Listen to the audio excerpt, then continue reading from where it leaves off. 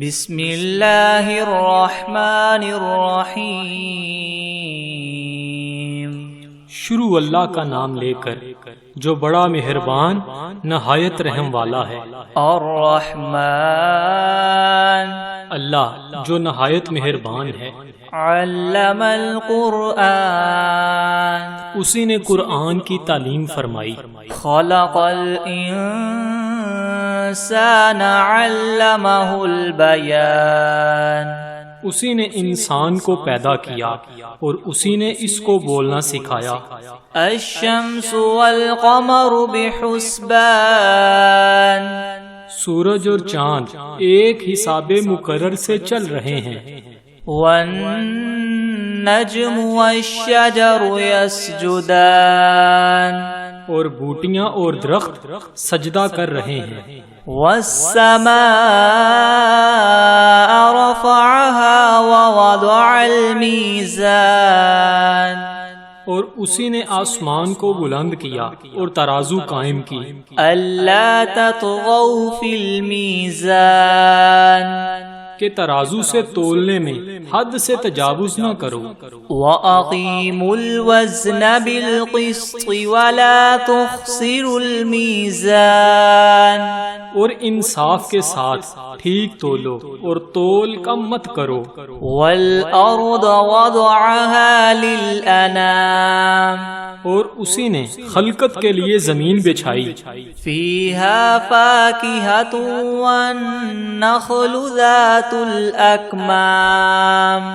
اس میں میوے اور کھجور کے درخت ہیں جن کے خوشوں پر غلاف ہوتے ہیں۔ وَالْحَبُّ ذُو الْعَصْفِ وَالرَّيْحَانِ،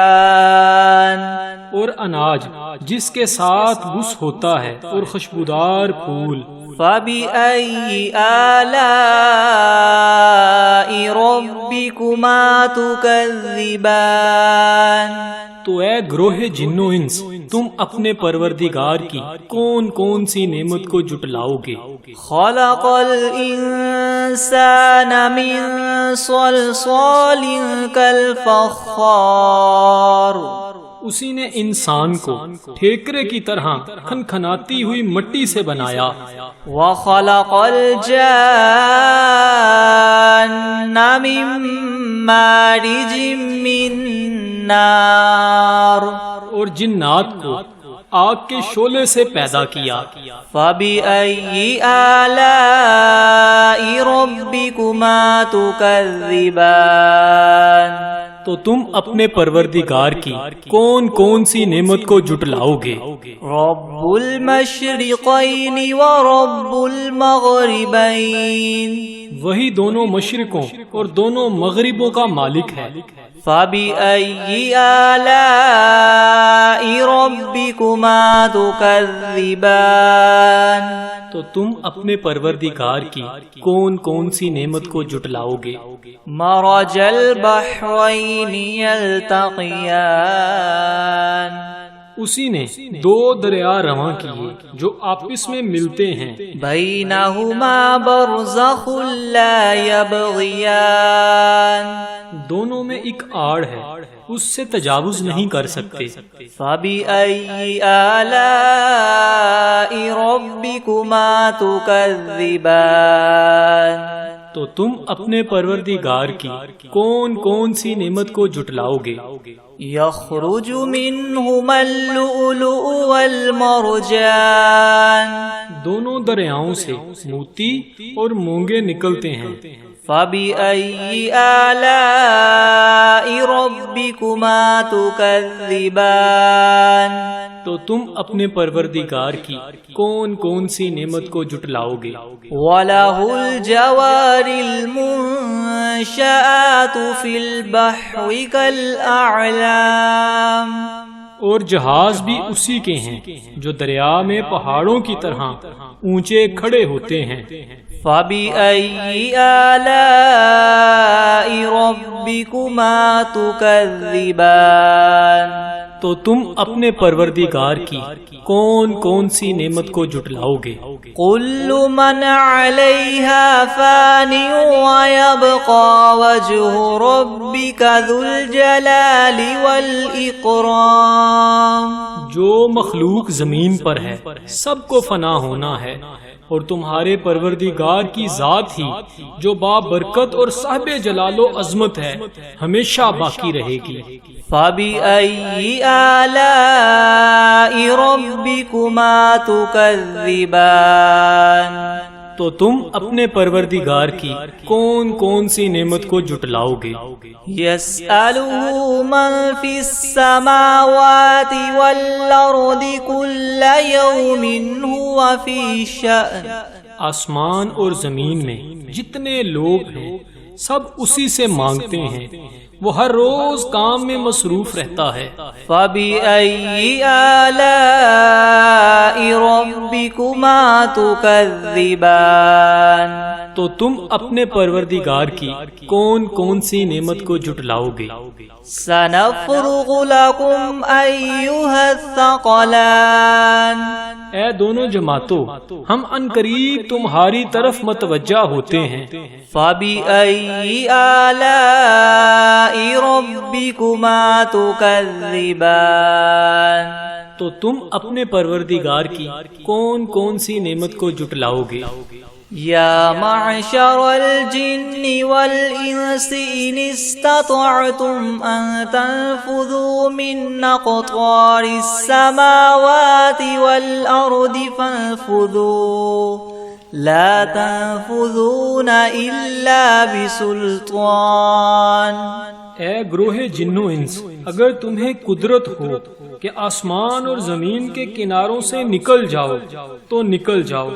اور زور کے سوا تم نکل سکنے ہی کے نہیں۔ فَبِأَيِّ آلَاءِ رَبِّكُمَا تُكَذِّبَانِ، تو تم اپنے پروردگار کی کون کون سی نعمت کو جھٹلاؤ گے؟ يُرْسَلُ عَلَيْكُمَا شُوَاظٌ مِّن نَّارٍ وَنُحَاسٌ فَلَا تَنتَصِرَانِ، تم پر آگ کے شعلے اور دھواں چھوڑ دیا جائے گا تو پھر تم مقابلہ نہ کر سکو گے۔ فَبِأَيِّ آلَاءِ رَبِّكُمَا تُكَذِّبَانِ، تو تم اپنے پروردگار کی کون کون سی نعمت کو جھٹلاؤ گے؟ فَإِذَا انشَقَّتِ السَّمَاءُ فَكَانَتْ وَرْدَةً كَالدِّهَانِ، پھر جب آسمان پھٹ کر تیل کی تلچھٹ کی طرح گلابی ہو جائے گا تو وہ کیسا ہولناک دن ہوگا۔ فَبِأَيِّ آلَاءِ رَبِّكُمَا تُكَذِّبَانِ، تو تم اپنے پروردگار کی کون کون سی نعمت کو جھٹلاؤ گے؟ فَيَوْمَئِذٍ لَا يُسْأَلُ عَنْ ذَنبِهِ إِنسٌ وَلَا جَانٌ، اس روز نہ تو کسی انسان سے اس کے گناہوں کے بارے میں پرسش کی جائے گی اور نہ ہی کسی جن سے۔ فَبِأَيِّ آلَاءِ رَبِّكُمَا تُكَذِّبَانِ، تو تم اپنے پروردگار کی کون کون سی نعمت کو جھٹلاؤ گے؟ يُعْرَفُ الْمُجْرِمُونَ بِسِيمَاهُمْ فَيُؤْخَذُ بِالنَّوَاصِي وَالْأَقْدَامِ، گناہگار اپنے چہرے ہی سے پہچان لیے جائیں گے تو پیشانی کے بالوں اور پاؤں سے پکڑ لیے جائیں گے۔ فَبِأَيِّ آلَاءِ رَبِّكُمَا تُكَذِّبَانِ، تو تم اپنے پروردگار کی کون کون سی نعمت کو جھٹلاؤ گے؟ هَذِهِ جَهَنَّمُ الَّتِي يُكَذِّبُ بِهَا الْمُجْرِمُونَ، یہی وہ جہنم ہے جسے گناہگار لوگ جھٹلاتے تھے۔ يَطُوفُونَ بَيْنَهَا وَبَيْنَ حَمِيمٍ آن، وہ دوزخ اور کھولتے ہوئے گرم پانی کے درمیان گھومتے پھریں گے۔ فَبِأَيِّ آلَاءِ رَبِّكُمَا تُكَذِّبَانِ، تو تم اپنے پروردگار کی کون کون سی نعمت کو جھٹلاؤ گے؟ وَلِمَنْ خَافَ مَقَامَ رَبِّهِ جَنَّتَانِ، اور جو شخص اپنے پروردگار کے سامنے کھڑا ہونے سے ڈرا اس کے لیے 2 باغ ہیں۔ فَبِأَيِّ آلَاءِ رَبِّكُمَا تُكَذِّبَانِ تو تم اپنے پروردگار کی کون کون سی نعمت کو جھٹلاؤ گے؟ ذَوَاتَا أَفْنَانٍ ان دونوں میں بہت سی شاخیں ہیں۔ فَبِأَيِّ آلَاءِ رَبِّكُمَا تُكَذِّبَانِ تو تم اپنے پروردگار کی کون کون سی نعمت کو جھٹلاؤ گے؟ فِيهِمَا عَيْنَانِ تَجْرِيَانِ ان میں 2 چشمے بہہ رہے ہیں۔ فَبِأَيِّ آلَاءِ رَبِّكُمَا تُكَذِّبَانِ تو تم اپنے پروردگار کی کون کون سی نعمت کو جھٹلاؤ گے؟ فِيهِمَا مِن كُلِّ فَاكِهَةٍ زَوْجَانِ ان میں سب میوے 2 قسم کے ہیں۔ فَبِأَيِّ آلَاءِ رَبِّكُمَا تُكَذِّبَانِ تو تم اپنے پروردگار کی کون کون سی نعمت کو جھٹلاؤ گے؟ متكئين على فرش بطائنها من استبرق وجنى الجنتين دان اہل جنت ایسے بچھونوں پر جن کے استر اطلس کے ہیں تکیہ لگائے ہوئے ہوں گے اور دونوں باغوں کے میوے قریب قریب جھک رہے ہیں۔ فَبِأَيِّ آلَاءِ رَبِّكُمَا تُكَذِّبَانِ تو تم اپنے پروردگار کی کون کون سی نعمت کو جھٹلاؤ گے؟ فِيهِنَّ قَاصِرَاتُ الطَّرْفِ لَمْ يَطْمِثْهُنَّ إِنسٌ قَبْلَهُمْ وَلَا جَانٌّ ان میں نیچی نگاہ والی عورتیں ہیں جن کو اہل جنت سے پہلے نہ کسی انسان نے ہاتھ لگایا اور نہ ہی کسی جن نے۔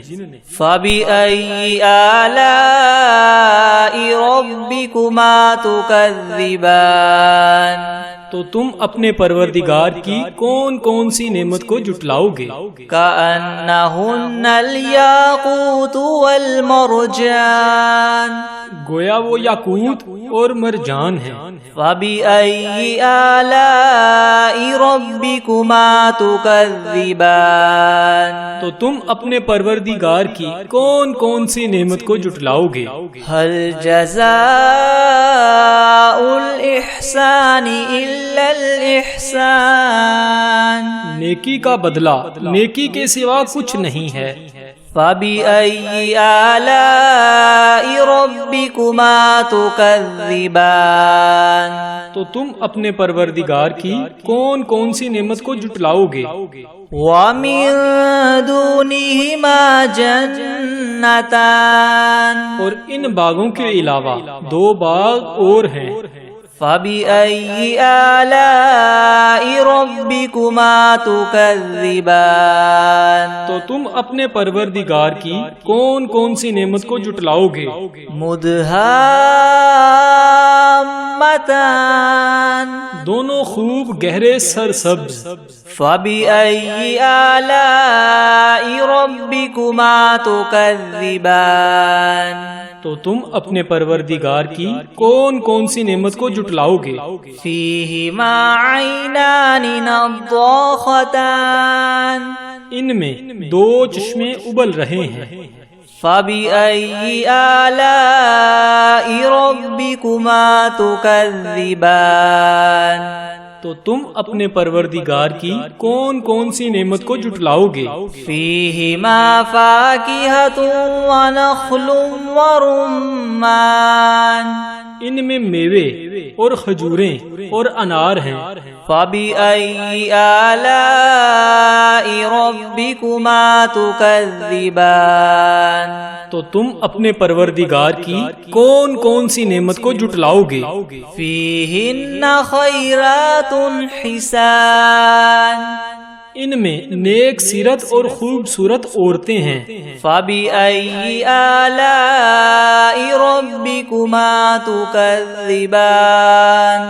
तो तुम अपने परवरदिगार की कौन कौन सी नेमत को जुटलाओगे? हूरुम मक़सूरातुन फिल ख़ियाम, वो हूरें हैं जो खैमों में मस्तूर हैं। फबिअय्यि आलाइ रब्बिकुमा तुकज़्ज़िबान, तो तुम अपने परवरदिगार की कौन कौन सी नेमत को जुटलाओगे? लम यतमिथहुन्न इंसुन क़ब्लहुम वला जान, इनको अहले जन्नत से पहले ना किसी इंसान ने हाथ लगाया और ना किसी जिन ने। फबिअय्यि आलाइ रब्बिकुमा तुकज़्ज़िबान, तो तुम अपने परवरदिगार की कौन कौन सी नेमत को जुटलाओगे? मुत्तकीईन अला रफ़रफ़िन ख़ुदरिन व अबक़रिय्यिन हिसान, सब्ज कलीनों और नफीस मसनदों पर तकिया लगाए बैठे होंगे। फबिअय्यि आलाइ रब्बिकुमा तुकज़्ज़िबान, तो तुम अपने परवरदिगार की कौन कौन सी नेमत को जुटलाओगे? तबारकस्मु रब्बिका ज़िल जलाली वल इकराम, ए मुहम्मद सल्लल्लाहु अलैहि वसल्लम, तुम्हारा परवरदिगार जो साहिबे जलालो अज़मत है, उसका नाम बड़ा बाबरकत है।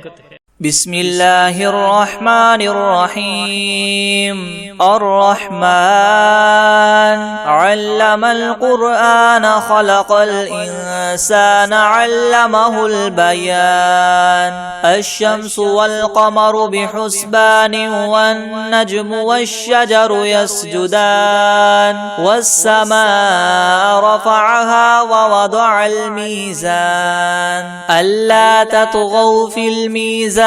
वअक़ीमुल वज़न बिलक़िस्ति वला तुख़सिरुल मीज़ान, वल अर्द वदअहा लिल अनामि फ़ीहा फ़ाकिहतुन वन नख़्लु ज़ातुल अकमाम, वल हब्बु ज़ुल अस्फ़ि वर्रैहान, फ़बिअय्यि आलाइ रब्बिकुमा तुकज़्ज़िबान, ख़लक़ल इंसान मिन सल्सालिन कल्फ़ख़्ख़ार व ख़लक़ल जान्न मिन मारिजिन मिन नार, फ़बिअय्यि आलाइ रब्बिकुमा तुकज़्ज़िबान, रब्बुल मशरिक़ैनि व रब्बुल मग़रिबैनि, फ़बिअय्यि आलाइ रब्बिकुमा तुकज़्ज़िबान, मरजल बहरैनि यल्तक़ियानि बैनहुमा बरज़ख़ुन ला यबग़ियान, फ़बिअय्यि आलाइ रब्बिकुमा तुकज़्ज़िबान, यख़रुजु मिन्हुमल लुअलुअु वल मरजान, फ़बिअय्यि आलाइ रब्बिकुमा तुकज़्ज़िबान, वलहुल जवारिल मुनशआतु फ़िल बहरि कल अअलाम, फ़बिअय्यि आलाइ रब्बिकुमा तुकज़्ज़िबान, कुल्लु मन अलैहा फ़ानिन व यबक़ा वज्हु रब्बिका ज़ुल जलालि वल इकराम, फ़बिअय्यि आलाइ रब्बिकुमा तुकज़्ज़िबान, यसअलुहु मन फ़िस समावाति वल अर्दि कुल्ल यौमिन हुवा फ़ी शअनिन, फ़बिअय्यि आलाइ रब्बिकुमा तुकज़्ज़िबान, सनफ़्रुग़ु लकुम अय्युहस्सक़लानि, फ़बिअय्यि आलाइ रब्बिकुमा तुकज़्ज़िबान, या मअशरल जिन्नि वल इंसि इन इस्ततअतुम अन तन्फुज़ू मिन अक़तारिस समावाति वल अर्दि फन्फुज़ू ला तन्फुज़ून इल्ला बिसुल्तान, फ़बिअय्यि आलाइ آلاء ربكما تكذبان يرسل عليكما شواظ من نار ونحاس فلا تنتصران فبأي آلاء ربكما تكذبان فإذا انشقت السماء فكانت وردة كالدهان فبأي آلاء ربكما تكذبان فيومئذ لا يسأل عن ذنبه إنس ولا جان فبأي آلاء ربكما تكذبان يعرف المجرمون بسيماهم فيؤخذ بالنواصي والأقدام فبأي آلاء ربكما تكذبان هذه جهنم التي يكذب بها المجرمون يطوفون بينها وبين حميم آن فبأي آلاء ربكما تكذبان ولمن خاف مقام ربه جنتان فبأي آلاء ربكما تكذبان ذواتا أفنان فبأي آلاء ربكما تكذبان فيهما عينان تجريان فبأي آلاء ربكما تكذبان فيهما من كل فاكهة زوجان فبأي آلاء ربكما تكذبان متكئين على فرش بطائنها من استبرق وجنى الجنتين دان فبأي آلاء ربكما تكذبان فيهن قاصرات الطرف لم يطمثهن إنس قبلهم ولا جان فبأي آلاء ربكما تكذبان كأنهن الياقوت والمرجان فبأي آلاء ربكما تكذبان هل جزاء الإحسان إلا الإحسان فبأي آلاء ربكما تكذبان ومن دونهما جنتان فبأي آلاء ربكما تكذبان مدهامتان فبأي آلاء ربكما تكذبان فيهما عينان نضاختان فبأي آلاء ربكما تكذبان فيهما فاكهة ونخل ورمان فبأي آلاء ربكما تكذبان فيهن خيرات حسان فبأي آلاء ربكما تكذبان حور مقصورات في الخيام فبأي آلاء ربكما تكذبان لم يطمثهن إنس قبلهم ولا جان فبأي آلاء ربكما تكذبان متكئين على رفرف خضر وعبقري حسان فبأي آلاء ربكما تكذبان تبارك اسم ربك ذي الجلال والإكرام بسم الله الرحمن الرحيم عما يتساءلون عن النبأ العظيم الذي هم فيه مختلفون كلا سيعلمون ثم كلا سيعلمون ألم نجعل الأرض مهادا والجبال أوتادا وخلقناكم أزواجا وجعلنا نومكم سباتا وجعلنا الليل لباسا وجعلنا النهار معاشا وبنينا فوقكم سبعا شدادا وجعلنا سراجا وهاجا وأنزلنا من المعصرات ماء ثجاجا لنخرج به حبا ونباتا وجنات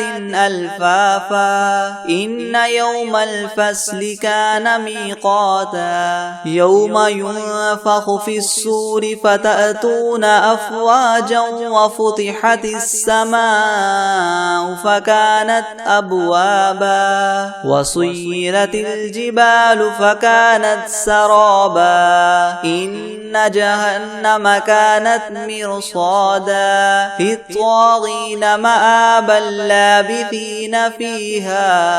أحقابا لا يذوقون فيها بردا ولا شرابا إلا حميما وغساقا جزاء وفاقا إنهم كانوا لا يرجون حسابا وكذبوا بآياتنا كذابا وكل شيء أحصيناه كتابا فذوقوا فلن نزيدكم إلا عذابا إن للمتقين مفازا حدائق وأعنابا وكواعب أترابا وكأسا دهاقا لا يسمعون فيها لغوا ولا كذابا جزاء من ربك عطاء حسابا رب السماوات والأرض وما بينهما الرحمن لا يملكون منه خطابا يوم يقوم الروح والملائكة صفا لا يتكلمون إلا من أذن له الرحمن وقال صوابا ذلك اليوم الحق فمن شاء اتخذ إلى ربه مآبا إنا أنذرناكم عذابا قريبا يوم ينظر المرء ما قدمت يداه ويقول الكافر يا ليتني كنت ترابا بسم الله الرحمن الرحيم الحمد لله رب العالمين الرحمن الرحيم مالك يوم الدين إياك نعبد وإياك نستعين اهدنا الصراط المستقيم صراط الذين أنعمت عليهم غير المغضوب عليهم ولا الضالين بسم الله الرحمن الرحيم ألف لام ميم ذلك الكتاب لا ريب فيه هدى للمتقين الذين يؤمنون بالغيب ويقيمون الصلاة ومما رزقناهم ينفقون والذين يؤمنون بما أنزل إليك وما أنزل من قبلك وبالآخرة هم يوقنون أولئك على هدى من ربهم وأولئك هم المفلحون وإلهكم إله واحد لا إله إلا هو الرحمن الرحيم الله لا إله إلا هو الحي القيوم لا تأخذه سنة ولا نوم له ما في السماوات وما في الأرض من ذا الذي يشفع عنده إلا بإذنه يعلم ما بين أيديهم وما خلفهم ولا يحيطون بشيء من علمه إلا بما شاء وسع كرسيه السماوات والأرض ولا يؤوده حفظهما وهو العلي العظيم لا إكراه في الدين قد تبين الرشد من الغي فمن يكفر بالطاغوت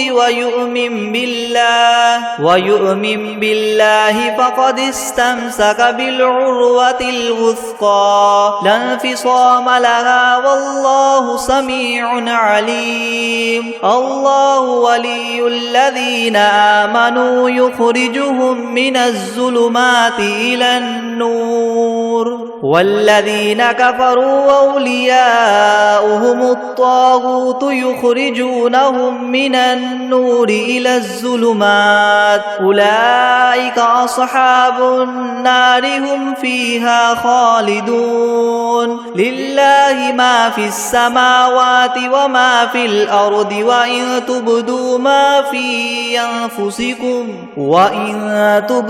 ما في أنفسكم أو تخفوه يحاسبكم به الله فيغفر لمن يشاء ويعذب من يشاء والله على كل شيء قدير آمن الرسول بما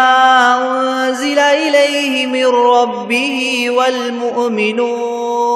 كل آمن بالله وملائكته وكتبه ورسله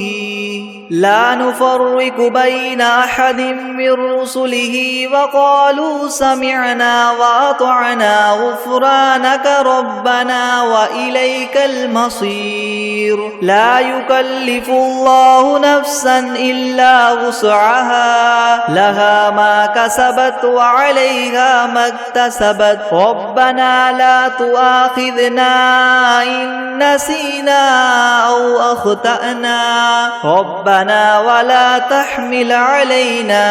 إسرا كما حملته على الذين من قبلنا ربنا ولا تحملنا ما لا طاقة لنا به واعف عنا واغفر لنا وارحمنا أنت مولانا فانصرنا على القوم الكافرين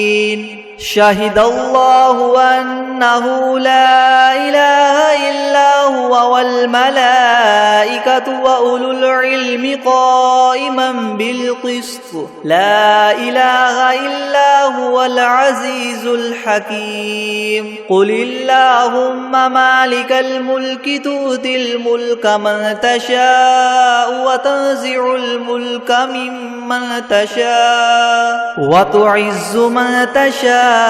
وتذل من تشاء بيدك الخير إنك على كل شيء قدير تؤلج الليل في النهار وتؤلج النهار في الليل وتخرج الحي من الميت وتخرج الميت من الحي وترزق من تشاء بغير حساب إن ربكم الله الذي خلق السماوات والأرض في 6 أيام ثم استوى على العرش يغشي الليل النهار يطلبه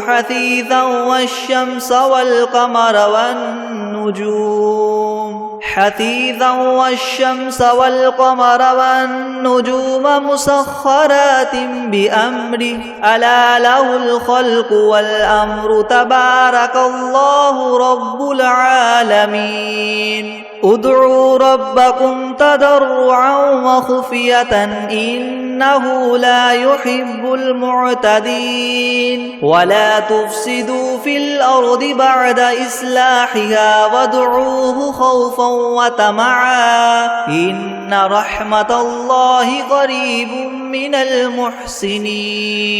قل ادعوا الله أو ادعوا الرحمن أيما تدعوا فله الأسماء الحسنى ولا تجهر بصلاتك ولا تخافت بها وابتغ بين ذلك سبيلا وقل الحمد لله الذي لم يتخذ ولدا ولم يكن له شريك في الملك ولم يكن له ولي من الذل وكبره تكبيرا أفحسبتم أنما خلقناكم عبثا وأنكم إلينا لا ترجعون فتعالى الله الملك الحق لا إله إلا هو رب العرش الكريم ومن يدع مع الله إلها آخر لا برهان له به فإنما حسابه عند ربه إنه لا يفلح الكافرون وقل رب اغفر وارحم وأنت خير الراحمين بسم الله الرحمن الرحيم والصافات صفا فالزاجرات زجرا فالتاليات ذكرا إن إلهكم لواحد رب السماوات والأرض وما بينهما ورب المشارق إنا زينا السماء الدنيا بزينة الكواكب وحفظا من كل شيطان مارد لا يسمعون إلى الملأ الأعلى ويقذفون من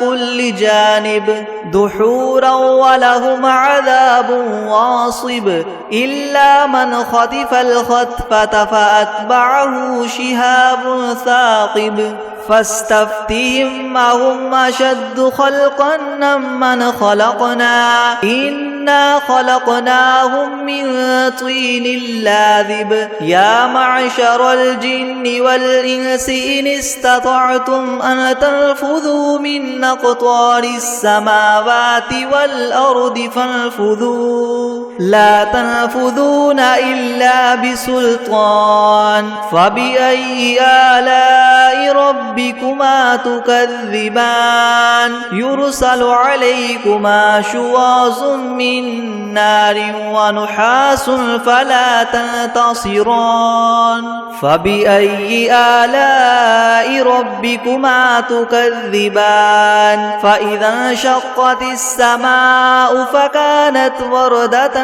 كالدهان فبأي آلاء ربكما تكذبان فيومئذ لا يسأل عن ذنبه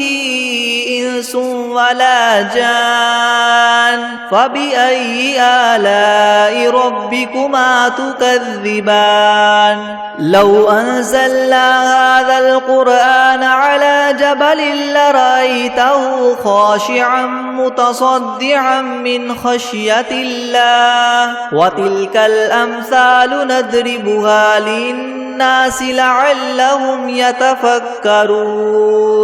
هو الله الذي لا إله إلا هو عالم الغيب والشهادة هو الرحمن الرحيم هو الله الذي لا إله إلا هو الملك القدوس السلام المؤمن المهيمن العزيز الجبار المتكبر سبحان الله عما يشركون هو الله الخالق البارئ المصور له الأسماء الحسنى يسبح له ما في السماوات والأرض وهو العزيز الحكيم بسم الله الرحمن الرحيم قل أوحي إلي أنه استمع نفر من الجن فقالوا إنا سمعنا قرآنا عجبا